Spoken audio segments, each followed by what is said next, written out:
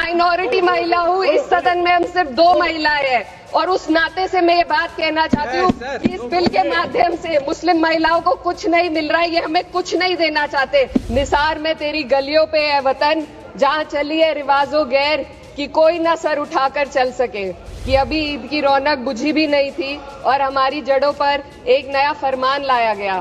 पहले उत्तर प्रदेश में मुसलमानों को नमाज पढ़ने पर रोक लगाई और फिर सौगात में ये बिल लाया गया। ये वही सरकार है जिसने राम जन्मभूमि ट्रस्ट में ये लिख दिया कि जिला अधिकारी भी अगर होगा तो हिंदू होना चाहिए। कोई मुझे बताए कि वहाँ पर सेक्युलरिज्म का रस क्यों नहीं घोला गया। सुश्री इकरा चौधरी जी, प्लीज आप बोलिएगा। धन्यवाद सभापति जी। मैं सबसे पहले दाद देना चाहती हूँ इस बिल के टाइमिंग की कि अभी ईद की रौनक बुझी भी नहीं थी और हमारी जड़ों पर एक नया फरमान लाया गया। पहले उत्तर प्रदेश में मुसलमानों को नमाज पढ़ने पर रोक लगाई और फिर सौगात में ये बिल लाया गया। निसार में तेरी गलियों पे है वतन, जहाँ चली है रिवाजो गैर कि कोई ना सर उठाकर चल सके।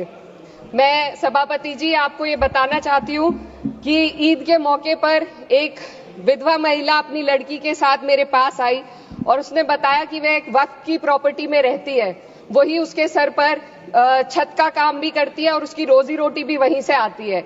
वो इस बिल को लेकर इतनी फिक्रमंद थी कि कहीं उससे वो उसकी संपत्ति ना छीन ली जाए। वो अकेली एक ऐसी महिला नहीं है, ऐसे लाखों लोग हैं जो वक्फ की गरीब महिलाएं जो वक्फ की संपत्ति से अपना रोजगार चला रहे हैं। और ये जो वक्फ बाय यूजर क्लॉज के हटाने से लाखों वक्फ की जायदाद अपना स्टेटस खो देंगी और लाखों लोग इसी तरीके के लोग सड़कों पर आ जाएंगे। वक्फ क्या है, वक्फ बाय यूजर क्या है? इसका ये मतलब है कि कोई जायदाद अगर सालों से दीन और भलाई के कामों के लिए इस्तेमाल हो रही हो तो वो खुद ब खुद वक्फ मानी जाएगी। हिंदुस्तान की अदालतों ने भी इस बात को तस्लीम किया है।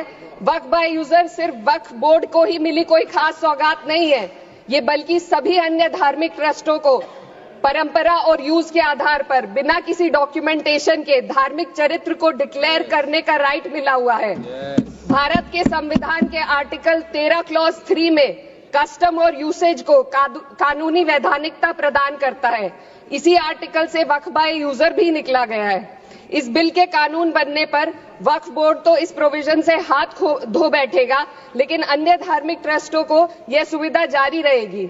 इससे भारतीय संविधान के आर्टिकल 14 और 15 का सीधा उल्लंघन है, जो धर्म और जाति के आधार पर भेदभाव और कानून के सामने सभी की बराबरी पर जोर देता है। मैं इसके साथ ये भी कहना चाहती हूँ कि सत्ता के लोग जो एक दूसरे की पीठ थपथपा रहे